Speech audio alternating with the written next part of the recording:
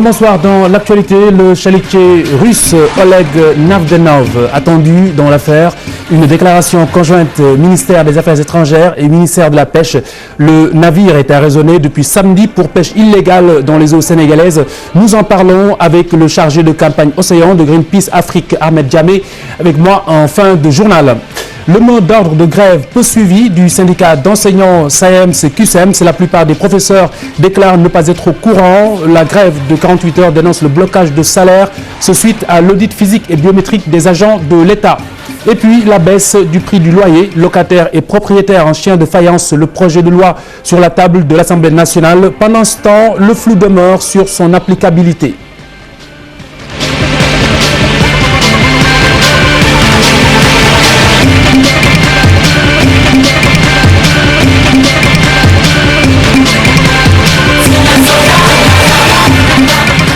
Rapatriement des Sénégalais de la République centrafricaine. L'opération a coûté 700 millions de francs CFA.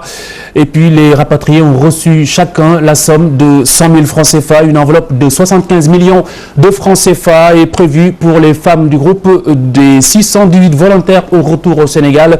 618 sur 750 Sénégalais qui étaient établis en Centrafrique. Mankeur Ndiaye tirait aujourd'hui le bilan de cette opération. Par ailleurs, le chef de la diplomatie sénégalaise s'est prononcé sur l'affaire du navire russe arraisonné à Dakar.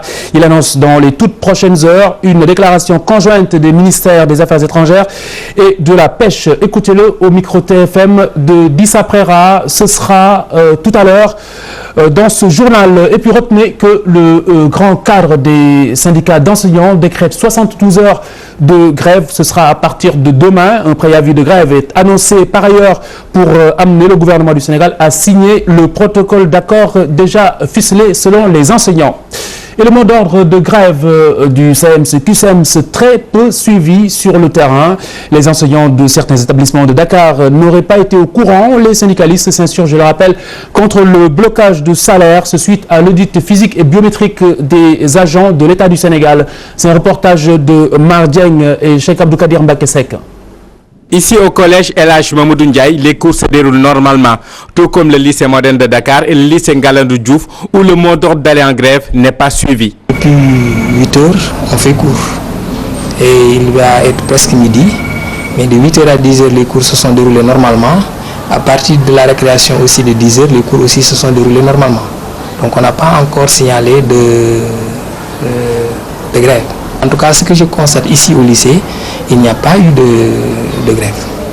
Ces deux professeurs assurent ne pas être au courant de cette décision. Si on n'est pas au courant du mot d'ordre qui a été lancé par le SAEMS-QSEMS, je ne pense pas que les enseignants puissent respecter ce mot d'ordre. Mais ce qui est du QSEMS, par contre, je crois qu'on a été averti à temps pour pouvoir respecter ce mot d'ordre, c'est-à-dire pour toute la semaine, ce qu'ils ont déjà décliné comme programme.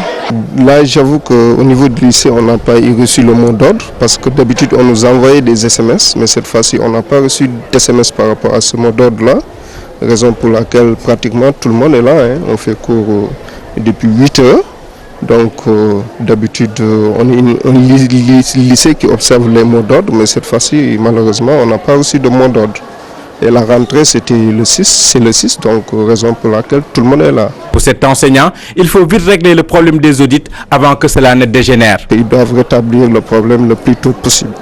Donc le plus tôt possible, ça ne nécessite pas vraiment un dépéage pour que le problème soit réglé. Il faudrait que l'État prenne en charge ce problème-là et c'est vite réglé. Suite au blocage sur les salaires de plus de 12 000 agents de l'État, le SAEMS-QSEMS avait demandé aux enseignants de bouder les classes ce lundi, mais le mot d'ordre semble être un échec. 48 heures pour dénoncer ces erreurs de l'agence de l'informatique de l'État, mais également pour réclamer une réparation, notamment des indemnités pour tous les enseignants touchés par cette affaire. Écoutez. Aujourd'hui, il ne s'agit pas d'audit physique et biométrique. L'audit physique et biométrique a déjà été fait par ces travailleurs. Justement, c'est pourquoi ils se retrouvent dans ce qu'ils appellent le panier jaune. Ils ont déjà eu à faire l'audit physique et biométrique. Ce qu'on leur demande, c'est une attestation de service. Donc, c'est un audit administratif.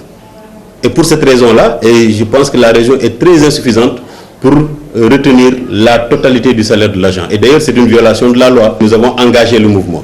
Mais nous ne comptons pas nous arrêter en si bon chemin, même si sur le terrain, le mouvement a été très bien suivi, aussi bien à Dakar que dans les régions. Ce que nous comptons faire, c'est continuer la mobilisation au sein des enseignants. Également, nous en ouvrir aux autres syndicats d'enseignants. Présentement, nous sommes en réunion au sein du grand cadre pour que nous puissions, avec les autres syndicats des secteurs de la santé, des impôts et domaines et de la justice, former ensemble un large front social unitaire pour barrer la route aux dérives de ce régime. Voilà cette lecture différente des faits sur le terrain que vous avez vu dans le sujet précédent. Et puis dans cette affaire toujours, la situation se décante tout de même, il faut le souligner. Certains des 1200 agents de la fonction publique concernés ont finalement perçu leur paie. Ils ont dû compléter justement leurs dossiers respectifs au niveau de l'ADIE. Les fonctionnaires regrettent une absence de coordination, notamment entre l'agence et les départements concernés. Mohamed Dieng et Daouda Sow. Ils ont enfin perçu leur salaire, certains agents de la fonction publique qui étaient dans le panier jaune. Mais ils déplorent le temps perdu pour entrer dans leurs droits. J'ai effectivement perçu mon salaire ce matin tout à l'heure, mais difficilement, ça n'a pas été facile. Parce que je viens de Ziguinchor, je suis venu le premier jour, le jeudi passé, je suis allé au Technopole, on m'a dit que bon, vraiment il y a des papiers à compléter. Je suis reparti à Ziguinchor le vendredi pour revenir aujourd'hui. Vous avez vu combien de fois c'est difficile? Mon problème a été réglé, mais c'était assez difficile parce que le jeudi 2, je suis venu, on m'a renvoyé au vendredi. Le vendredi, j'ai eu à refaire l'audit en donnant tous les papiers justificatifs et certains papiers datés de 20 ans. Heureusement que j'avais conservé tous mes papiers d'affectation qui dataient de 20 ans. Et après, je suis parti au niveau des finances. Le vendredi, je n'ai pas pu récupérer mon bulletin. Le samedi, je suis revenu, on m'a dit que mon bulletin n'a pas été tiré. C'est aujourd'hui que j'ai récupéré mon bulletin. Aux caisses 3 et 4 du Trésor réservées au panier jaune, le paiement des salaires se poursuit. Les fonctionnaires concernés soutiennent pourtant avoir été audités. Ils parlent aussi d'erreurs notées dans cet audit de la fonction publique. J'avais vérifié le 29 décembre, j'avais vérifié sur le site et ma situation était régulière. Donc c'est avec surprise que le 31 décembre, quand je suis parti à ma banque, on m'a fait comprendre que mon salaire n'a pas été viré. Donc ça a été une surprise pour moi. Moi je dis que l'audit, il y a des impairs. Donc il y a une très mauvaise coordination pour moi entre l'ADIE et le fichier de entre l'ADIE, la fonction publique et le ministère des Finances. Après la perception tardive de leur salaire, ces travailleurs sont toujours remontés contre les autorités responsables. Ils réclament même des indemnités pour le tort causé. Des gens comme moi, nous n'avons pas reçu nos salaires à temps. Nous devons être en principe indemnisés. Parce que vous avez vu ce que nous avons enduré de Ziguinchor à Dakar. On retourne à Ziguinchor également pour dire que bon, combien de fois cela est difficile. Face à cette situation, le ministre de la fonction publique doit démissionner parce qu'il doit rendre le tablier, il a failli à sa mission. À la direction du Trésor, 6 à la zone B, même si des agents de la fonction publique ont pu régler leur contentieux avec l'État, d'autres courent toujours derrière leur complément de dossier pour percevoir leur... La baisse du prix du loyer, le projet de loi en attente de passer au vote à l'Assemblée nationale. En attendant, le flou demeure entre propriétaires et locataires. L'applicabilité demeure la principale préoccupation de part et d'autre. Mohamed Dieng, Ibrahim Kamara. Le principe de la baisse du prix du loyer est concevable au Sénégal, selon certains gérants d'agences immobilières. Des réserves sont cependant notées sur certains points de la mesure. C'est bien. Franchement, pour alléger la location sur les locataires, c'est une bonne nouvelle. Mais là où il y a un souci, comment le faire? Les prix peuvent baisser. Sinon, il va falloir subventionner. C'est à l'État de subventionner, comme ça se passe ailleurs. Comme on prend l'exemple toujours sur la France. Vous voyez la France, comment ça se passe les loyers? C'est propre pour les revenus des gens. Et c'est calculé sur ça, qu'est-ce que l'État va prendre par rapport à ce que vous gagnez par mois. Donc il faudrait vraiment quand même qu'on tienne compte de beaucoup de facteurs. Parce que par exemple, moi mon souci c'est pour certains propriétaires qui ne voulant pas louer trop cher avaient diminué le prix. Mais maintenant, si la solution est homogène, bon, là, tu avais diminué. Avant la diminution, on vient encore diminuer. Là, le propriétaire sera beaucoup plus perdant. Parce que Dakar, supposons on prend Médina, Grand Dakar, Tilène jusqu'à Guédiawaye, ce n'est pas le même prix. Chaque chose va avoir son prix. Mais actuellement, tous les prix sont homologués. Hein? Chacun loue comme il veut. De nos jours, des contrats de location existent entre bailleurs et locataires. Ces bailleurs s'expliquent sur les contrats en cours. Sincèrement, là, ça pose problème. Parce que là, les contrats qui sont faits maintenant, annuler ces contrats, ça pose problème. Jusqu'à maintenant, on ne sait pas, on attend maintenant d'avoir le juge officiel pour essayer de voir ce qui est possible. Maintenant, il faut négocier en ce moment-là. Parce qu'il y a le contrat qui ont été faits. Il faut négocier. On ne peut pas les arrêter comme ça. Mais logiquement, sinon, il y a des procédures à faire. Le foncier, les lenteurs judiciaires, l'impôt et plusieurs aspects n'ont pas été pris en compte par la commission de réflexion, selon certains acteurs.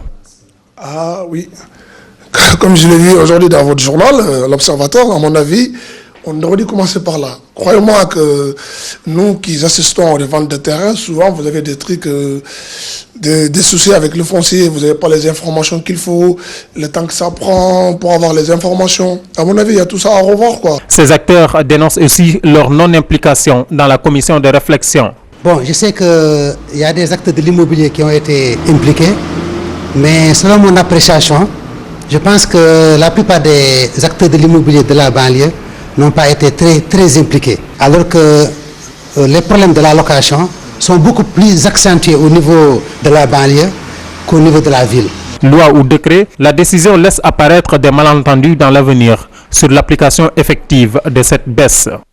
Le désarroi du week-end dernier dans le couloir de la mort, cette rue de l'université Cheikh Anta Diop de Dakar, théâtre d'une opération de déguerpissement des vendeurs.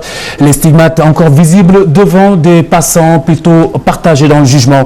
Atanarba Maimouna Ndiaye. Couloir de la mort, une ambiance inhabituelle après le déguerpissement du week-end.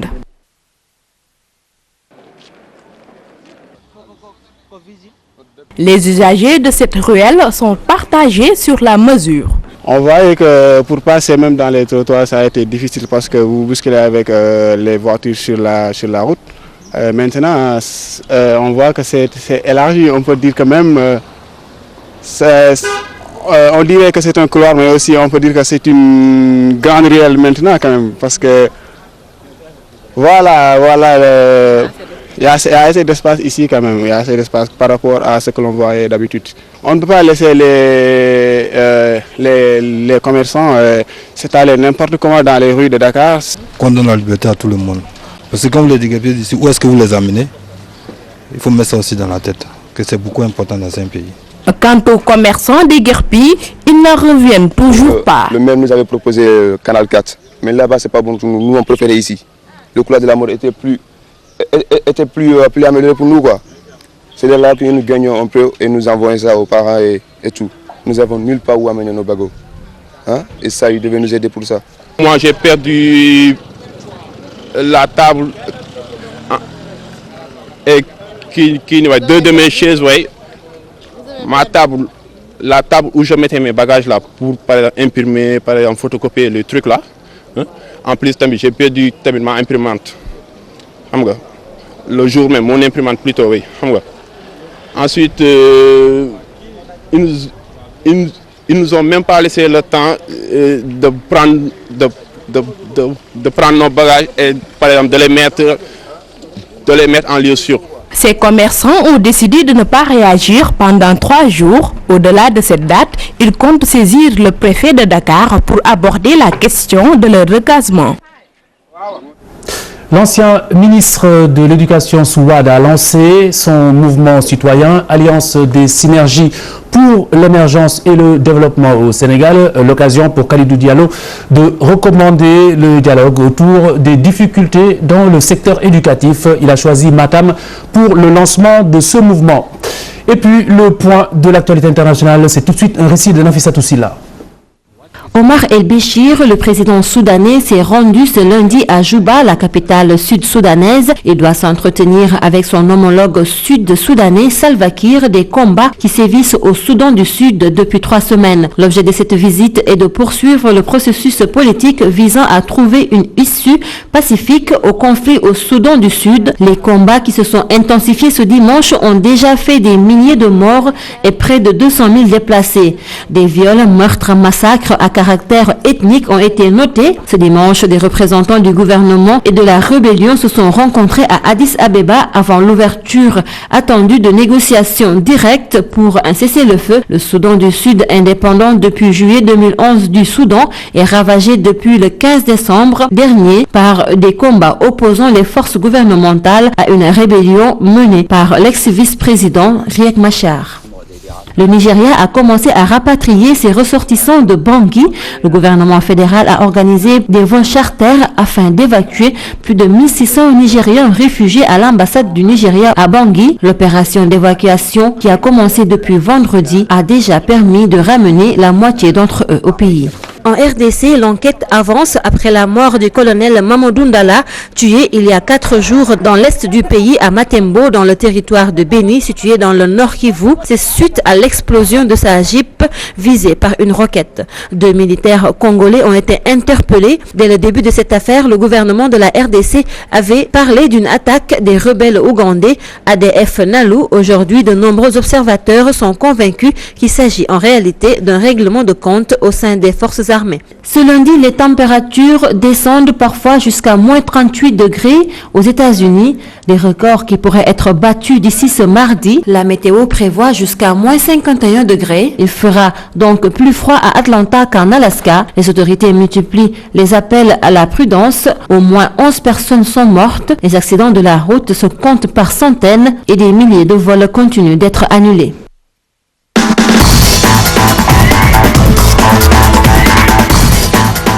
Le dernier match de la 3e journée de la Ligue 1 au Sénégal. Hier à Kolda, victoire du Port Autonome de Dakar sur le Casa Sport. 3-2. Récit d'une rencontre, Abdoulaye Diallo. La 3e journée du championnat national Ligue 1 de football professionnel a été bouclée ce dimanche à Kolda par une rencontre très offensive. Au total, 5 buts ont été marqués dans ce match. Le Port Autonome de Dakar est allé surprendre le Casa Sport qui reçoit cette année ses matchs à domicile au stade régional de Kolda. Le Port a rapporté la partie par un score de 3-2 face au Sudiste. Mené au score de 2-0 à la 14e minute, but marqué sur penalty par Paul-Émile Tendeng, capitaine du Casa Sport. Les visiteurs égalisent à la 20e minute par Fadel Fall. 5 minutes après l'égalisation, les portières prennent l'avantage. Sur un corner mal négocié, Mamadou Gueye marque le deuxième but du Port à la 25e minute. La réaction de l'équipe fagnon de la région du Sud ne se fait pas attendre. Poussé par un public venu nombreux avec sa chorale, les poulains d'Iboudjara, coach du Casa Sport, remettent les pendules à l'heure à la 28e minute où Paul-Émile Tendeng signe son doublé. Les deux équipes se quittent par un score de 2 buts partout à la pause. En deuxième période, les visiteurs réussissent à arracher les 3 points. Le but de la victoire est marqué dans le temps additionnel, c'est-à-dire à la 91e minute. Fadel Fall s'offre lui aussi un doublé à la suite d'une tête croisée sur un corner tiré de la droite vers la gauche, des buts gardés par Maguetine du Casa Sport. Avec cette victoire, les portiers se hissent à la première place du championnat national Ligue 1 de football professionnel. Le Casa Sport, quant à lui, recevra les jours à venir le Tour de Kunda de Bourg. Les portuaires leaders donc grâce à cette victoire, et notez que 18 buts ont été marqués lors de cette 3e journée du championnat de Ligue 1 Europe. Reprise des compétitions, certains lions de la Teranga se sont fait remarquer. Abdelaziz Khan nous a ramassé tout cela. Regarde. Certains lions ont tenu à marquer de leur empreinte la reprise des compétitions en Europe. C'est le cas notamment d'Henri Cévé, Ricardo Fati et Ndiaye Ndiaye qui se sont illustrés lors des 32e de finale de la Coupe de France. Henri Cévé a mis sur orbite les Girondins de Bordeaux qui se sont qualifiés face à Raon Letap, équipe de CFA. L'attaquant sénégalais a ouvert le score dès la 15e minute pour une victoire des Girondins de Bordeaux sur le score de 2-1. Ricardo Fati a retrouvé le bonheur des prêts et la joie de marquer. Après avoir vécu un début de saison difficile gâché par une blessure, le militaire sénégalais s'est signalé lors de la qualification d'Ajaccio face à l'équipe amateur de Kemperlé. Alors que les Corses étaient menés 1-0, Fati a permis aux Ajacciens d'égaliser. Ajaccio l'emportera sur le score de 2-1. Ndiaye Ndiaye a marqué son premier but cette saison, toute compétition confondue, en inscrivant le deuxième but du Racing Club de Lens face à l'équipe d'Avranches. Les 100 et or se sont qualifiés sur le score de 3-1. En Angleterre, Papi Cissé s'est refait une santé lors des 32e de finale de la FA Cup en marquant lors de la défaite de Newcastle contre Cardiff City. C'est son deuxième but de la saison après avoir ouvert son compteur but en championnat face à Stoke City. L'affliction du Portugal mais également du monde entier suite à la disparition de cette légende du football Eusebio. Le témoignage du chroniqueur Abdoulaye Diao. Il se souvient de l'exploit jamais réalisé dans une phase finale de Coupe du Monde. Il s'est retrouvé meilleur buteur de la Coupe du Monde en 1966. Et l'image que j'ai retenue aujourd'hui, quand il sortait du match de classement contre l'URSS en pleurs, il a gagné mais il pleurait en sortant. Frayeur au Portugal. Et aujourd'hui, à la veille de son enterrement, parce qu'il a eu des obsèques d'homme d'État, sa dépouille était exposée au stade de la Luz avant l'enterrement. Il a eu des obsèques d'homme d'État. Et quand il a pleuré en sortant, les Portugais ont pleuré aujourd'hui pour lui retourner ses larmes de 1966 quand il avait terminé 3e. L'un de ses plus grands exploits, il a réalisé aussi à la Coupe du Monde. Nous sommes à la Coupe du Monde. En 1966 toujours, les Italiens, formidables compétiteurs, sont éliminés en 8e par la Corée du Nord. Le Portugal et Eusebio héritent de la Corée du Nord en quart de finale de Coupe du Monde. Nous sommes en Angleterre. Après 24 minutes, la Corée mène 3-0. Après 24 minutes, Corée du Nord mène 3-0 devant le Portugal. 24. À l'arrivée, le Portugal gagne 5-3, 4 buts de Eusebio. Il sera difficile de voir dans un match de Coupe du Monde, de phase finale de Coupe du Monde, quelqu'un marqué 4 buts. Ses caractéristiques, il avait le don d'allier des qualités presque antinomiques, généralement des qualités qui ne vont pas ensemble. Bon techniquement, frappeur et rapide. Le chalutier russe Oleg Navdenov, nous en parlons avec le chargé de campagne Océan de Greenpeace Afrique. Il s'agit de Ahmed Djamé avec moi sur ce plateau. Ce bateau russe pris samedi dernier dans les eaux sénégalaises mais sans autorisation de pêche. Nous revenons également ce soir sur les péripéties de l'opération avec Djamé, bien entendu. Une affaire qui retient toute l'attention des autorités diplomatiques et de tutelle. Le ministre des Affaires étrangères vient notamment de l'indiquer en annonçant incessamment une déclaration conjointe avec son collègue de la pêche. C'était tout à l'heure devant les journalistes Mankeur Ndiaye. Le gouvernement rendra public une déclaration sur la question du bateau. Donc j'ai échangé avec mon frère et ami le ministre Haïdar sur cette question.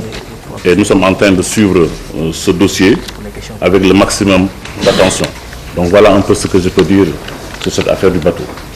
Ahmed Djamé, bonsoir. Bonsoir. Alors ce navire est bien connu des services de surveillance de la pêche au Sénégal. On va s'arrêter sur sa particularité de ce bateau, Oleg Navdenov. Oui, Oleg Navdenov, c'est un navire chalutier russe, donc, qui cible principalement les petits pélagiques, si vous voulez les pélagiques côtiers. C'est un navire qui est très bien connu des services de surveillance du Sénégal pour au moins avoir été raisonné au moins à 5 reprises par ces derniers. Et nous découvrons là notamment le bateau en question, des images que vous avez réalisées en 2012. En 2012. Voilà. 2012, c'était la première fois ou la deuxième fois?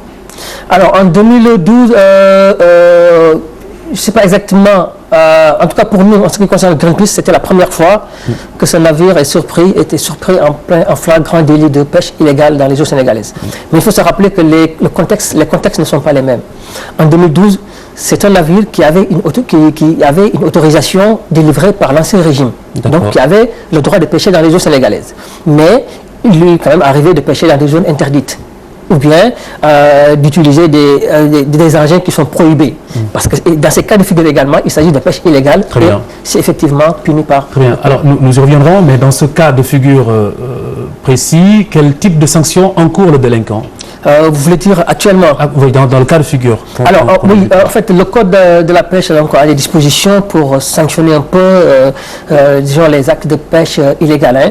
Donc ces dispositions, effectivement, les actions peuvent aller donc du paiement d'une amende qui peuvent aller donc de 30 à 60 millions de francs CFA. Souvent, on peut également saisir, disons, les captures, n'est-ce pas, du navire, et parfois aussi ces engins de pêche, à savoir les filets, etc.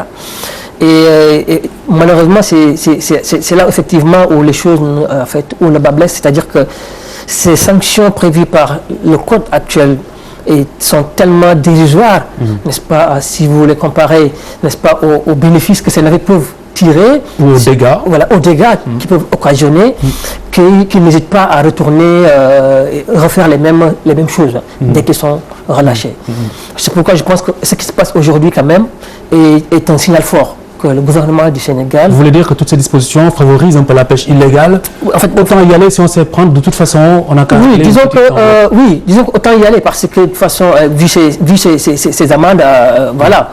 Mais ce qui se passe aujourd'hui quand même est un signal fort que je pense que l'actuel gouvernement veut donner à tous ces navires.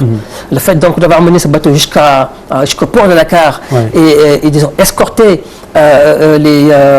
l'équipage, parce qu'aussi il faut savoir que le capitaine apparemment a refusé de collaborer, n'est-ce pas, quand on lui a demandé de rejoindre le navire, n'est-ce pas, de la marine. Donc il y a eu résistance. Il y a eu résistance. Au-delà, le bateau est multirécidiviste. Comment d'habitude ce genre de dossier qui implique forcément deux pays est géré? Avec délicatesse, j'imagine. Oui, bien sûr, avec délicatesse, mais pour le moment, chaque pays, effectivement, a sa loi sur la question, et c'est sa loi, bien sûr, qui devrait être appliquée, parce que nous ne sommes pas dans les eaux internationales. Bien sûr, il y a un côté, bien sûr, diplomatique qu'il faut aussi gérer. Mais ce qui est sûr, c'est que dans ces pays, n'est-ce pas, que ce soit en Russie ou bien ailleurs, mais un navire ne peut pas se permettre de faire ces choses, parce qu'il aura effectivement à répondre aux lois de ce pays.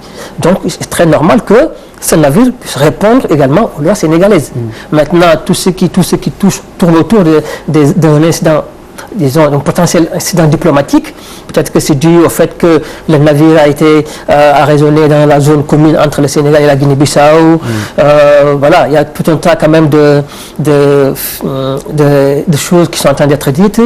Mais quoi qu'il en soit, le navire a été identifié en train de pêcher de façon illégale dans les eaux sénégalaises avant de bien sûr retourner en Guinée-Bissau parce qu'il a une licence pour pêcher en Guinée-Bissau. Très bien. Justement, vous l'avez annoncé il y a quelques instants, les conditions qui sont requises pour opérer dans nos eaux, au-delà de l'autorisation, quelles sont les conditions, toutes les conditions requises? Oui, vous savez, pour qu'un navire étranger, en tout cas dans ce cas-ci, puisse opérer au Sénégal, il faut au moins que ce navire ce soit le cas d'un affrètement, c'est-à-dire qu'il y a un Sénégalais ou bien un homme d'affaires sénégalais ou bien voilà, qui effectivement fait appel à ce navire pour pêcher dans les eaux sénégalaises, mais dans ce cas d'espèce, les captures, n'est-ce pas, sont destinées au marché sénégalais.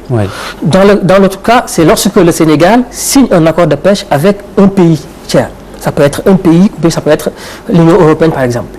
Ce sont les deux cas où effectivement un navire étranger peut pêcher dans les eaux sénégalaises. Avec des zones spécifiées? Bien sûr, avec des zones spécifiées parce que le code de la pêche est très clair là-dessus.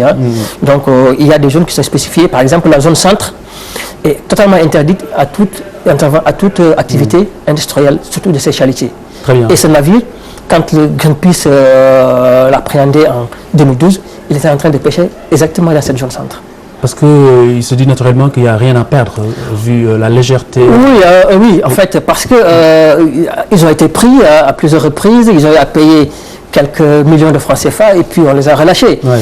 Ils se disent, écoutez les gars... 2 millions sans doute qui ne représentent rien par rapport à tout ce qu'ils gagnent. Parfaitement, ça m'amène à vous poser la question suivante. Quelle est l'ampleur justement de ce phénomène, l'ampleur dans les eaux sénégalaises? Oui, écoutez, aujourd'hui, selon les chiffres qui existent, l'Afrique de l'Ouest perdrait environ 250 millions de dollars par an du fait de ce type de... plusieurs milliards de francs CFA. Plusieurs milliards de francs CFA. Vous voyez. Et toujours d'après les Interpol, un poisson, par exemple, pêché en Afrique, sur 3 pêchés en Afrique, est fait bien sûr lié de façon illégale. Autrement dit que l'ampleur est quand même inestimable. Maintenant, sans parler des conséquences de ce type de pratiques, conséquences sociales, parce que ces chalutiers visent principalement ce qu'on appelle les petits pélagiques, les pélagiques côtiers comme les yabois, qui constituent effectivement la ressource principale qui sont ciblés par les pêcheurs artisans sénégalais et ouest-africains. Il y a aussi, donc, tous ces milliers de pêcheurs vont tout simplement aller au chômage, puisqu'ils ne verront plus ces poissons. Et aussi sur le plan écologique, ce sont des espèces qui effectivement font partie de la chaîne alimentaire et qui effectivement constitue l'aliment de base de certains gros poissons comme les carnivores. Donc c'est tout ça qui sera bouleversé sur le plan écologique et voilà, qui fait que donc les conséquences sont incommensurables. Il y aurait également un danger auquel ils exposent les pêcheurs, puisque très souvent ils opèrent en nocturne. Avec toutes les lumières éteintes. Oui, oui, certains pêcheurs, effectivement, artisans font état de ce genre de pratique. Parfois, non seulement donc, ils éteignent leur lumière la nuit, parfois ils viennent jusque dans les zones qui sont réservées à la pêche artisanale. Voilà, donc c'est vraiment tout un tas de problèmes que ces navires posent aujourd'hui. Très bien. Alors, dernière question. Le Sénégal est-il suffisamment outillé pour faire face à la pêche illégale, surtout de ces chalutiers?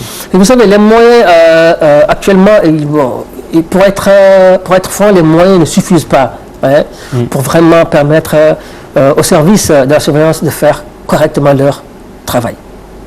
Mais je pense qu'à côté de ces moyens, maintenant, il y a la volonté. Et je pense que c'est ce qui est extrêmement important. Qu'est-ce qui manquerait? Je pense qu'aujourd'hui, si la volonté est là, on peut faire des choses. Ce qui s'est passé, effectivement, c'est dû effectivement à la volonté. S'il y a la volonté politique pour faire face et pour lutter efficacement contre, bien sûr, cette pratique, même si les moyens sont dérisoires, on peut arriver à des résultats. Et sans doute alourdir les sanctions également? Très bien, alourdir les sanctions, revoir un peu les textes, mais aussi favoriser la coopération sous-régionale. Aujourd'hui, voilà, deux pays, le Sénégal et la Guinée-Bissau, qui aujourd'hui, effectivement, sont en train de... Voilà, ils ont failli frôler un peu l'incident diplomatique à cause de cette affaire. Si effectivement cette coopération était plus, disons, consolidée, cette coopération existe déjà, dans le cadre, par exemple, de la Commission sous-régionale des pêches, mais il y a encore beaucoup à faire dans le cadre de cette coopération. Il faut que les États, quand même, partagent les informations, discutent et mettent ensemble leurs moyens, tant soit peu faibles, pour effectivement arriver à lutter efficacement contre ce fléau mondial. Ahmed Diamé, merci. Vous êtes le chargé de campagne Océan de Greenpeace Afrique. Excellente soirée sur TFM. Au revoir.